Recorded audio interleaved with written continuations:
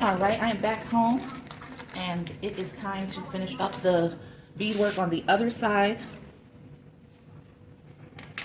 So that's what I'm working on right now. Hello from the other side.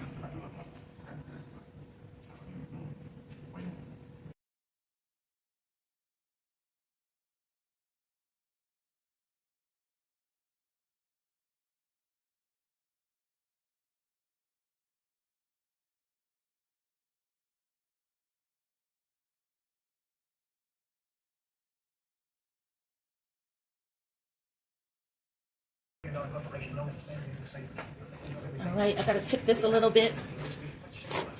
Whoa! Now, did y'all see what just happened? So happy that I did not assume and tip this without holding, because this would have crashed to the table and messed up a whole lot of work. So see, I already pushed that in, but that's not a problem. I can just gently push that back out and remold it. But if the whole thing had fallen over, it would have crushed the whole side of her face, and that would have been not impossible to fix, definitely not. But the clay is still really, really soft at this point, and it would have been a pain to, yeah, to put it mildly, it would have been a serious pain. So, always err on the side of caution. Assume that something can go wrong, even if you feel something is stable. Just don't take the chance. Do what you can to support your sculpture and not take chances, because as you just saw, things can turn around for you really quickly. And if you've ever watched videos of some sculptors, there was one guy, he did this really elaborate, large scale sculpture, and it was like on a stand. I'm sorry, I'm looking for something, so I'm distracted. Okay, it fell on the floor. So anyway, large scale sculpture on a stand. He went to rotate the stand around, and I guess he just really did not have a clue about how soft that clay was on the inside, because it probably felt, leather hard outside. And when I tell you, that thing just collapsed and toppled over, and it did it so badly, it looked like one of those gas station wavies that they use for promotion, the balloon men that just flop all over the place according to the direction of the wind. That's how his whole sculpture just fell over. And who knows how long he worked on that. Like, it was insane to watch. And, the fact that they didn't have to take him out of there in a stretcher sobbing shows that he's a much stronger artist than I am, because I would have been in fetal position, crying, crying. They would have had to take me directly to a therapist. Ain't no pass go, ain't no collect $200. Find a therapist that's gonna fix me. So I try not to take those chances, because I wouldn't deal with that well. No, not at all. Not at all. So let me take a look at this other side. That's a simple one.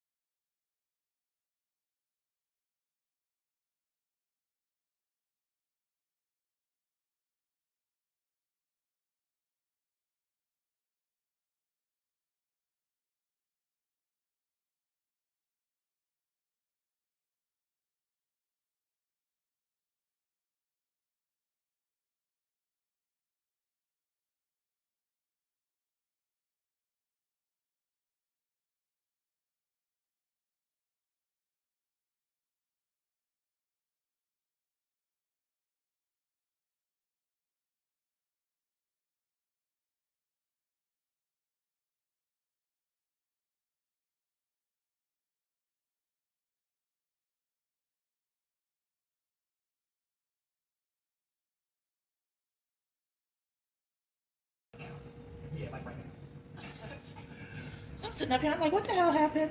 I don't remember touching all of this. And why is this pushed down? And why is this up? And why? When it fell over. When it fell over, a little bit more went on than I thought did. So now I'm filling in some areas. Again, clay is still soft, very pliable, so it's not a problem at all. But it just goes to show how carefully you have to examine a piece while you're working. Because where that shadow and light fell, I couldn't tell that it was distorted at all. All right, so I really like the look of this. Why? Don't know, just do. So go over here and do the same on the other side. Excuse me, people. And I gotta work with my left hand on this. Necessity teaches you to be ambidextrous, so here we go.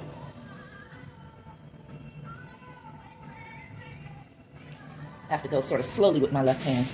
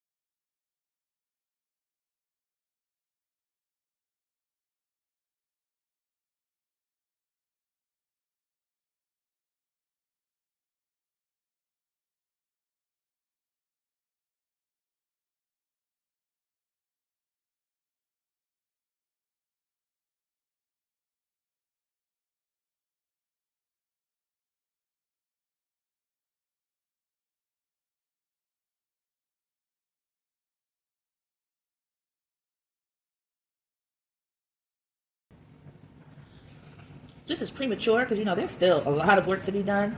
But sometimes you just need to get your workspace, to look a little bit more inviting. You don't want all the buildup. It's no different than when you're making a big meal. You clean up the pots and the containers that you're using and the different utensils. You clean it up as you go along so that after you finish dinner, you don't look up and there's this huge pile of stuff in the sink that makes you not even able to enjoy your dinner because all you can think about is what's left for you to clean up. So, it's the same principle. Sometimes you just need to straighten things out a bit and make your workspace a little bit more put together, even as you're working. Just because it motivates you, it inspires you to work a little bit harder, to examine the piece from different angles, to not get overwhelmed by all the clutter. So I definitely like to do this sometimes as I go along. Y'all have been watching me long enough to know I don't do this all the time. It's just sometimes it hits you like that. You ever been sitting up at home at a time when you've been particularly lazy for a while, and then it just hits you how much clutter is around you, and it's just like you have to get up right then, stop everything, and fix it because you literally feel like it's going to drive you crazy if you don't do it right at that second? Yeah, that's how it hits you, like that. So you just attend to it when it does, and enjoy the fact that it just made you feel better. All right, so this is where we are right now. I sprayed a lot of water on her, so she's sort of, I'm gonna try to blot some of that out right in that little divot. I forget what you call that part, but anyway.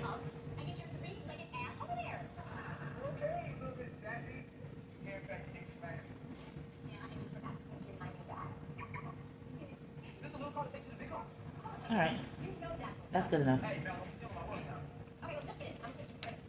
All right, so I think what I want to do is I think I've got enough cowrie shells with the large one on the pendant, the one here, and I think I just want to nestle one right there. Like, that's it. I was thinking about adorning the wick locks with cowrie shells, like putting one here and then putting another one there. But no, I think it'll be really pretty, understated, and elegant to just have the one cowrie shell, why can't I speak, nestled right in there. So that's what I'm gonna do. So let's go ahead and roll this out, guys.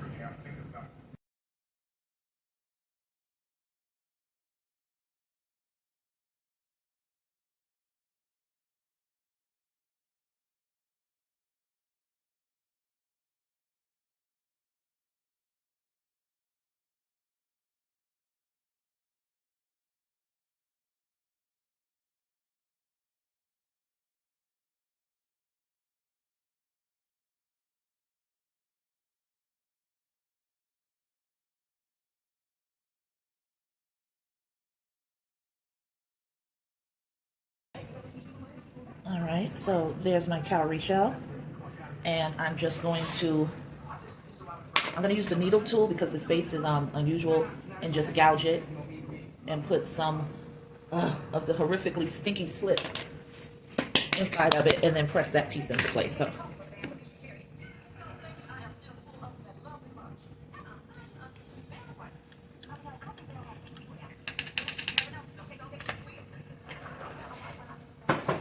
all right, so let's go ahead and do the same thing.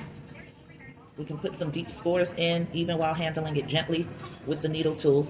So I'm just cross hatching, making some texture for that slip to slide into and connect with when I push this piece into place.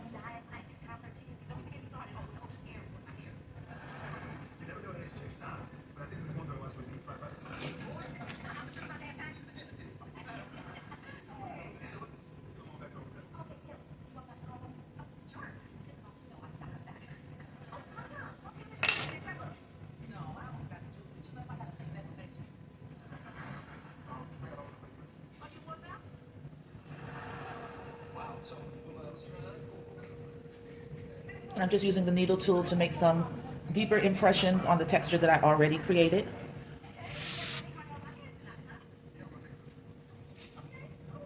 Not for any particular reason, it just occurred to me that it's something to do. Certainly can't hurt, but it's always nice to accentuate points of interest as long as you don't become too overbearing with it and overwhelm. And you know, shit, I guess that's up to you. You know, who's to say what's overbearing and overwhelming? I know for me, just a little bit more definition in areas is enough for me, because I think it's pretty well defined and pretty beautifully textured that I don't need to do the most. But I just want to make sure that once this starts shrinking in and everything, there are areas that are just going to stand out and make you pay attention.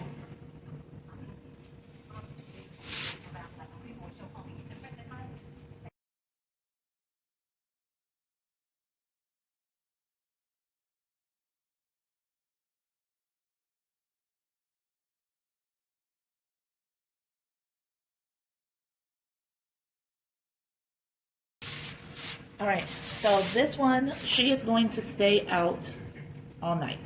I need her to dry because I need to be able to go in and place definition, because for the most part, her structure is down. Like, she's in a really good place where only detail is left. So in order to add the detailing that I need to be have her look closer to leather hard. And that's just because I want to add some detailing on the beading. I think she is beautiful and can easily stand right alongside the wise ones, the first couple, and hold her own. She looks beautiful. Let me change the light up some, make it a little more dramatic, and move some stuff out of the way. And I'm just going to spin her around for you slowly because, like I said, the hardest part is over. Everything else is just going to be finessing and smoothing. I'm going to make sure that I don't tip stuff over accidentally.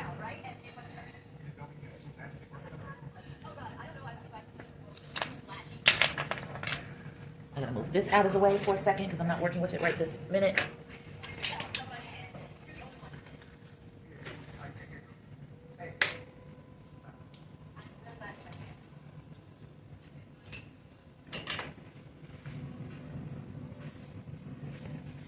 Okay, we are done. We are clocking out right now at 42 minutes and 24 seconds. And I do have another goal in mind. I wanted to create another elephant pendant. So I'm going to start on that, see if I can knock it out tonight. So let me spin her for you. So you can see the wise one, number 3, in all of her glory. And I don't have her on the turntable, so you got to excuse that this is not smooth at all. But, you know, I'm doing the best I can.